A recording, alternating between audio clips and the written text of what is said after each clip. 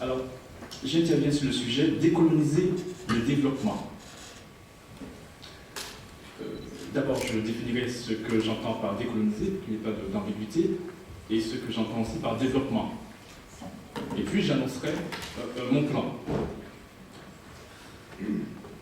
Nous entendons par développement le changement qui engendre des conditions culturelles, sociales, environnementales et économiques d'existence plus épanouissantes pour les êtres humains d'une société donnée. J'ai bien dit pour les êtres humains d'une société donnée. Et nous entendons par décoloniser l'aboutissement du processus de décolonisation. La décolonisation est le processus qui se réalise en s'opposant au processus qui lui est contraire, c'est-à-dire au processus de colonisation. Le processus de colonisation auquel nous faisons référence ici est celle qui est perpétuée par les États européens à partir du XVe siècle dans les Amériques, en Afrique, en Asie et en Australie. Dire aujourd'hui qu'il faut décoloniser le développement, c'est affirmer que la décolonisation du développement n'est toujours pas réalisée. C'est aussi et surtout reconnaître la nécessité d'extirper le développement du processus de colonisation auquel il est encore soumis. C'est chercher à sortir le développement du paradigme colonial dans lequel il se trouve pour l'introduire dans le ou un paradigme décolonial, dé au sens de préfixe qui veut dire cessation. Donc, dire qu'il faut aujourd'hui décoloniser le développement, c'est témoigner qu'il existe encore des colons, car effectivement, il n'y a pas de colonisation sans colons. Au commencement et durant la colonisation, il y a des colons et leurs pratiques. Ce sont les colons qui fondent et organisent concrètement sur les êtres humains et les territoires dominés la colonisation. Par conséquent, décoloniser le développement revient, de fait, concrètement, à expurger la vie de la société colonisée de tous les goûts et pratiques des colons, c'est-à-dire à décréoliser la société.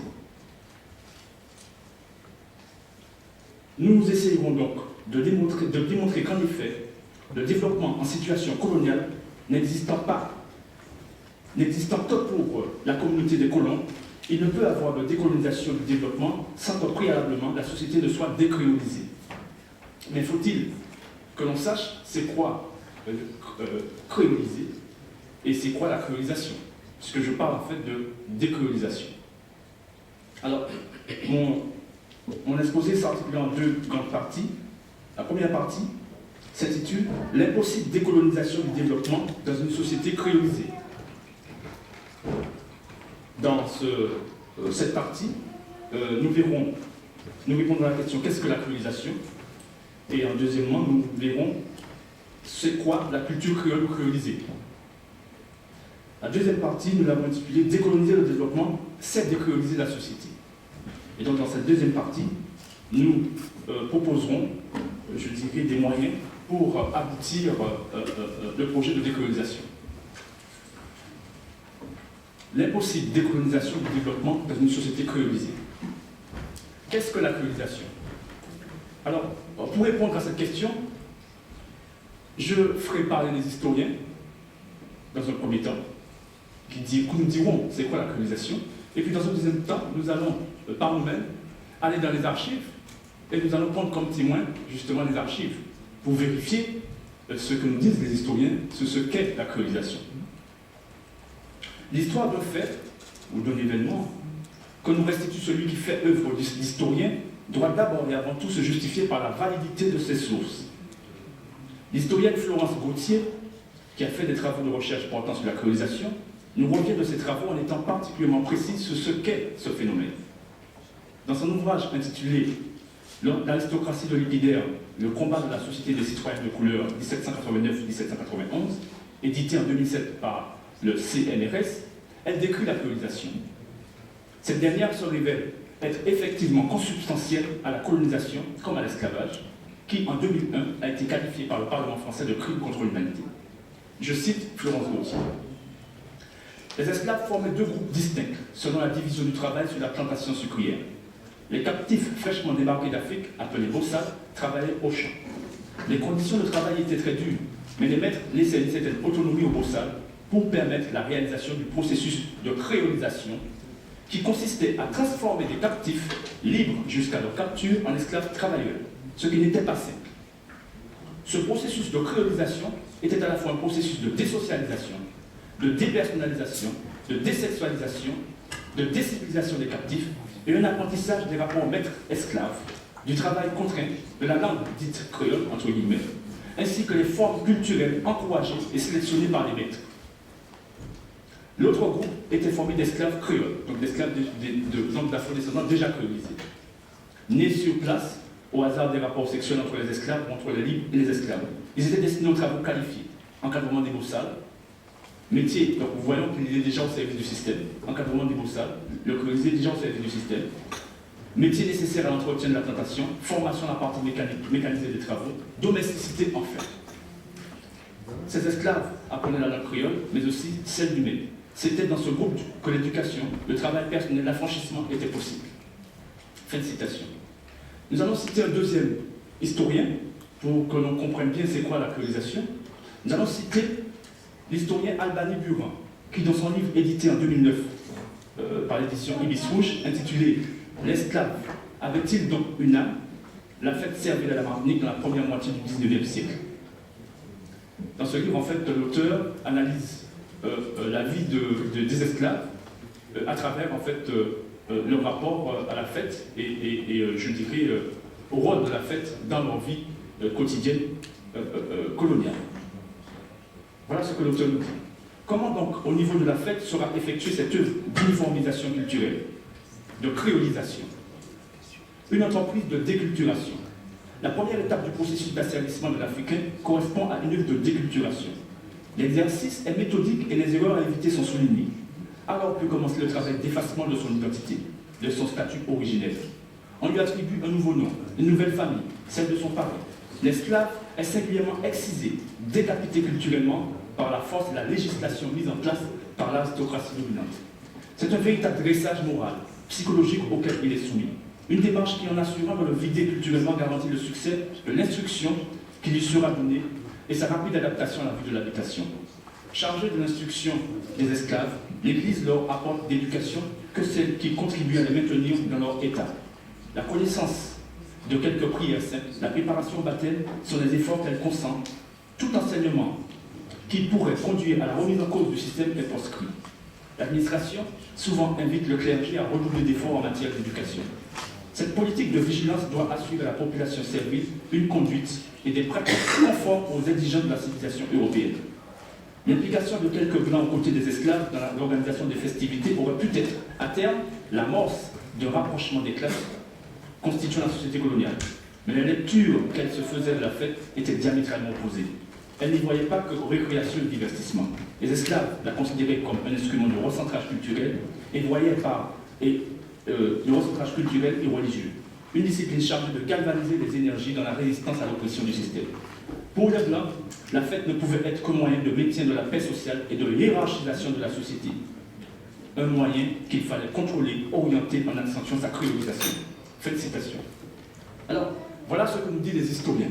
Alors, voyons maintenant ce que nous disent les archives, de façon à ce qu'en conscience, on puisse, je dirais, avoir un point de vue clair et net au sujet de ce que nous rapportent les historiens s'agissant de la créolisation.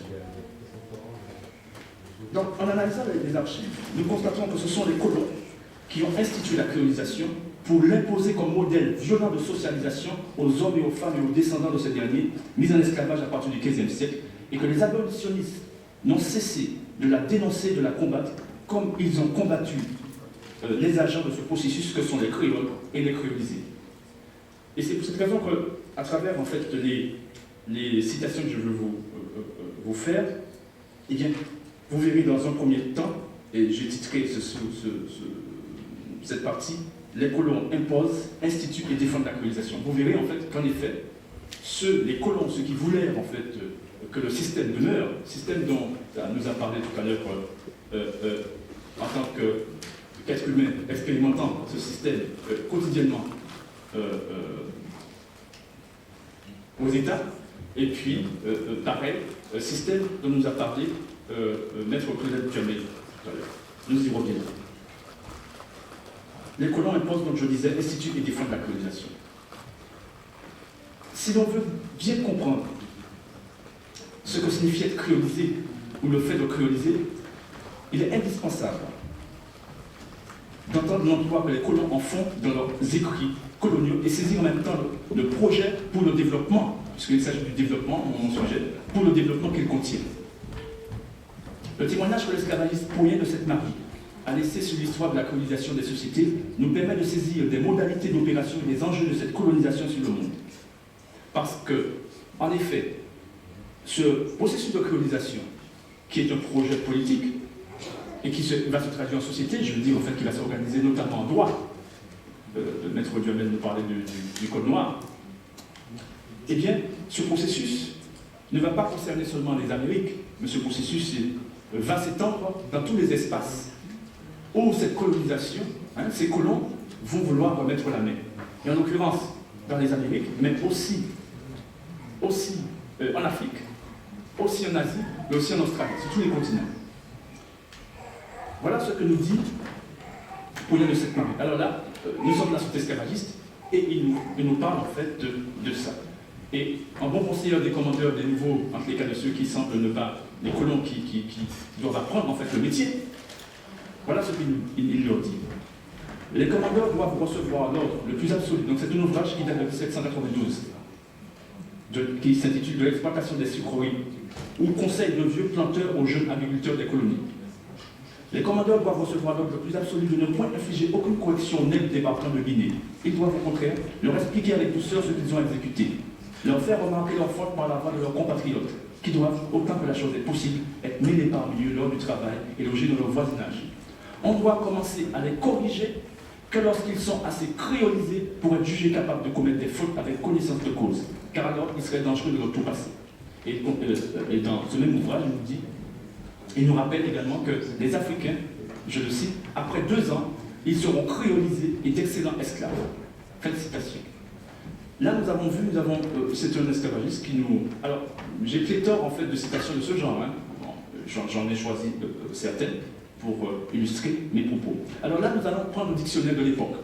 Le dictionnaire français et géographique CH, qui va de la lettre C à H, contenant tous les mots de la langue française des sciences et des arts, de Babou, l'auteur, qui date de 1836. Nous sommes dans la société esclavagiste et nous allons voir que ce dictionnaire confirme la réalité que les contemporains à la société coloniale désignent par les expressions créoles et créolisées. Et nous l'éclaire aussi. Voilà comment définit ce dictionnaire le mot créolisé, l'adjectif créolisé. Créolisé, adjectif, naturalisé aux colonies, qui a les goûts et les habitudes d'un colon. On est créolisé lorsque, justement, on fonctionne selon les goûts et les habitudes du colon, c'est-à-dire selon l'ordre établi par le colon. Donc l'individu créolisé est en effet celui qui est naturalisé aux colonies, qui a les goûts et les habitudes de colon. Il n'y a pas de colonisation, et je le répète, ni de colonie sans colon. Au commencement de la colonie, il y a les colons. Ce sont les colons qui vont fonder et organiser concrètement la colonisation. Citons à nouveau ce dictionnaire. Qu'est-ce que ce dictionnaire nous dit de qu'est-ce qu'une colonie? Colonie, conquête, possession de gouvernements européens au-delà des mers où, sous la protection de la métropole, des spéculateurs, des immigrants se sont fixés pour en cultiver le sol et former des établissements commerciaux. Il nous définit coloniser aussi. Coloniser, organiser, fonder une colonie. Et colons, habitants des colonies, cultivateurs. Fin de citation des 3 définitions. Donc, constatant que dans le dictionnaire de Babou, les colons sont définis directement comme étant des Européens. Pourquoi? Parce que ce sont eux qui ont établi ces colonies particulières dont il est ici question. Les colons sont ces Européens habitants et jouissant dans ces colonies qui y défendent le fondement et l'ordre. Quel est donc cet ordre? Rappelons en effet que les colonies dont on fait état ici sont structurées selon la métaphysique coloniale qui les édifie et caractérise. Que ces colonies sont l'institutionnalisation d'une hiérarchie de plusieurs natures ou essences humaines, avec au sommet la nature des Blancs, qui d'une part sont détenteurs de tous les pouvoirs politiques, économiques, religieux et culturels, et qui d'autre part sont définis comme seuls dispensateurs de civilisation, c'est-à-dire comme seuls producteurs de culture pleinement humaine. Et on comprend pourquoi, en fait, dans les dômes, nous n'avons pas le droit d'instituer notre vision du monde, nous n'avons pas le droit d'instituer notre culture. Pourquoi nous sommes des assimilés? Et ça renvoie au statut d'affranchi du code noir. Alors, donc je disais donc, comme seul dispensateur de civilisation, c'est-à-dire comme seul producteur de culture pleinement humaine, de culture qui civilise véritablement, de culture qui soit conforme et plus apte donc aux exigences de la vie en société des humains. Ce que la colonisation dont nous parlons ici est véritable, ce en quoi en fait la colonisation dont nous parlons ici est véritablement spéciale. En effet, en ce que cet ordre est constaté pareil dans toutes les colonies concernées par elle, dans toutes les colonies européennes de la période dont on parle, on constatera toujours ce même ordre ontologique. C'est en effet parce que les 10 colons institutionnalisent la racialisation de la société que cette dernière est qualifiée de créole et de créolisée. Et c'est dans ces conditions que les colons qualifient, justifiés dans leur pratique par leur vision du monde comme par leur état colonial respectif, exposeront et imposeront l'adoption de leurs goûts et habitudes à ceux qui n'ont pas encore l'habitude de pratiquer, dans leur relation concrète avec leur environnement humain, la représentation métaphysique créole. Dans les colonies françaises, c'est le code noir, dit encore recueil d'édites, déclarations. Voilà, c'est le code noir, promulgué au mois de mars 1881 par le roi français Louis XIV, qui est, il va demeurer la manifestation juridique archétypale de cet ordre fait processus.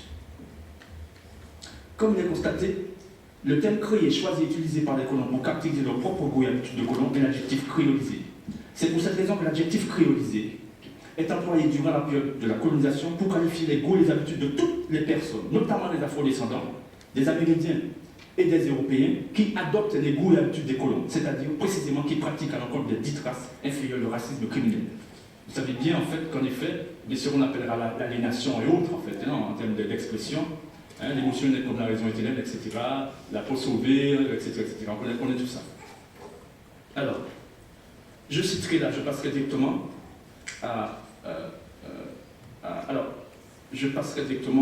la citation de deux esclavagistes pour tendre vers mes conclusions. Donc, je cite un autre esclavagiste qui a, dans ces derniers moments de vie, tout de même a eu un esprit un peu critique sur cette situation. Donc c'est Henri Vallon. Voilà ce qu'il nous dit. Nous sommes la société esclavagiste avant l'abolition, son ouvrage a été publié en 1847. Il y a, je le reconnais, des différences entre le nègre de traite et le nègre créole. Le nègre de traite, c'est celui qui vient d'arriver. Différence dans les formes, différence même dans la valeur. Où le nègre de traite valait 200 francs, le nègre créole pouvait en valoir 1200. Qu'est-ce à dire? Il vaut mieux comme instrument, sans doute. Il a été dressé au travail. Il vaut mieux comme animal. Il s'est acclimaté. Mais vaut-il mieux comme homme? Allez à l'homme chercher ce qu'il devient. Fin de citation. Alors, nous arrivons en fait à ce que, aux abolitionnistes, puisque je disais tout à l'heure, en fait, que les abolitionnistes ont pris à contre-courant cette volonté. Je cite Victor Schœlcher, par exemple. Rien ne se fait d'efficace pour adoucir leur état des esclaves aux Antilles, et il faut croire même que rien ne se peut faire, à en juger d'après la conduite de la direction des colonies au ministère de la Marine. Par l'ordonnance du 5 janvier 1840, elle semblait vouloir l'amélioration morale de l'esclave, le développement de ses idées religieuses de l'esprit de famille. Enfin, la garantie du bien-être que des ordonnances toujours éludées. Et voilà ce qu'il nous dit. Mais qui charge-t-elle d'appliquer l'ordonnance? Le ministère public. Et comment proposer le ministère public aux colonies de créoles ou d'européens créolisés? Oui, c'est à des propriétaires d'esclaves que l'on confie le soin de veiller sur les esclaves. Ce sont des pirates que l'on charge de défendre les voyageurs contre les pirates. Lorsque l'on sait qu'un planteur, créole ou autre, est attaché à l'esclavage par ses mœurs, par ses goûts, par ses habitudes ou sa fortune, peut-on excuser le ministère de la Marine de confier le patronage des esclaves à tous ces ennemis naturels des esclaves, à tous ces hommes que l'on peut hardiment appeler des hommes de parole, quelque honorable que soit d'ailleurs leur caractère? Alors, nous avons vu, si je termine, il faut répondre en fait à savoir en fait qu'est-ce que cette culture du développement créole précisément. Quand nous savons maintenant quelle culture de développement renvoie les vocables créole et créolisé, son sens ne nous échappe pas. La culture créolisée est l'ensemble des éléments qui valorisent, c'est-à-dire qui donnent de la reconnaissance sociale, qui présentent de façon avantageuse les goûts et habitudes raciaux du créole et du créolisé. La culture créole ou colonisée est l'ensemble des manifestations qui valorisent les effets du processus de colonisation. La culture créole ou colonisée est l'ensemble des éléments socialement transmis dans nos sociétés de génération en génération qui valorisent la désocialisation, la dépersonnalisation, la désexualisation, la décivilisation des populations dites de race inférieure et qui poursuit et favorise un apprentissage des rapports racialisés ainsi que des formes culturelles encouragées et sélectionnées à cette fin. Alors, je conclus pour dire ceci. On comprend donc qu'il ne peut y avoir de développement pour les colonisés, puisque conformément au goût et habitudes des colons, les colonisés se socialisent journellement dans des sociétés où la négation de leur humanité traduite en culture est instituée. Un colonisé effectivement en droit n'a pas une identité de personne humaine, mais de sous-humain. Le développement de sa société, parce qu'elle est colonisée, est par conséquent institutionnellement interdit et systémiquement refusé. Nous arrivons à mon dernier chapitre. Décoloniser le développement, c'est décoloniser la société. Trois points, madame. Trois points. Première chose que je recommanderais, c'est éduquer systématiquement dans la connaissance de ce que sont les goûts et les habitudes du colon. Connaître ce qu'est la colonisation. Parce que sans cette connaissance, on passera à côté. Deuxième chose, dénoncer, combattre systématiquement les goûts et les habitudes du colon, c'est-à-dire combattre la colonisation du monde. Troisième chose, instituer la décolonisation. Ce à quoi précisément participe la reconnaissance européenne de la colonisation de l'esclavage colonial comme étant des crimes contre l'humanité.